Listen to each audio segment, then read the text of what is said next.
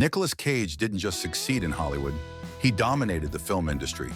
In the 1990s and early 2000s, he was one of the highest-paid actors in the world, earning more than $20 million per movie and starring in both major commercial successes and critically acclaimed films. In 1996, he won the Academy Award for Best Actor for Leaving Las Vegas, confirming his status as one of the most respected actors of his generation. Over the course of that decade, Cage accumulated well over $150 million in total earnings. He wasn't just famous, he was liquid. He commanded enormous paydays that most actors could barely imagine, and it seemed as if his career and his wealth would continue to grow without limits. But that is exactly where the problem began. Nicolas Cage didn't hide his extravagant lifestyle. He openly displayed it and embraced it.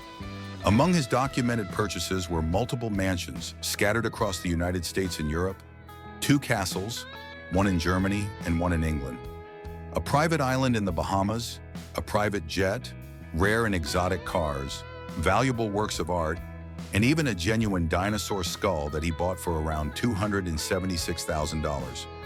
In interviews later in life, Cage himself admitted that he had spent far more than he should have. At one point he said, "I spent more than I should have spent." And this is where the story becomes more than Hollywood gossip. It becomes a real business lesson.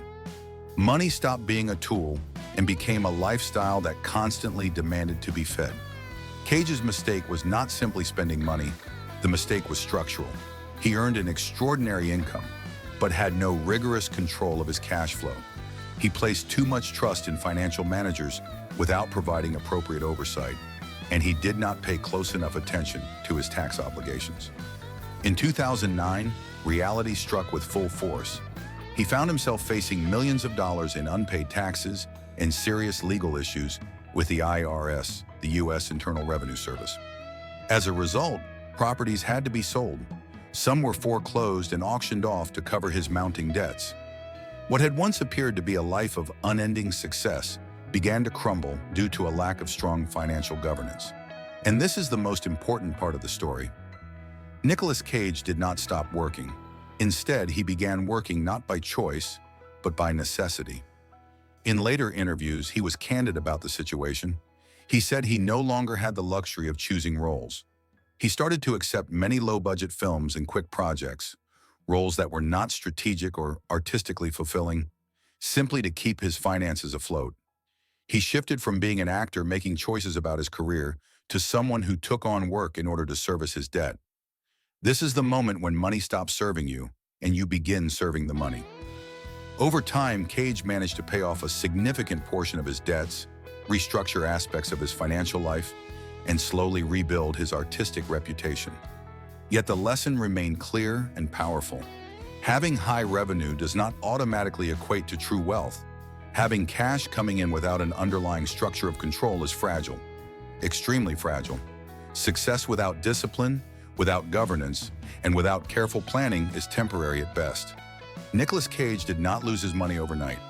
What he lost was the system that was supposed to protect it.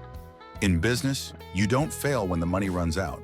You fail when discipline disappears. That is the warning that the story of Nicolas Cage leaves us with. Do not let your income replace your control, and do not let your lifestyle grow larger than the system that supports it. If you found this story valuable and want more lessons like this, lessons that connect real life, business strategy, and human behavior, make sure you hit the subscribe button and turn on notifications so you never miss an episode.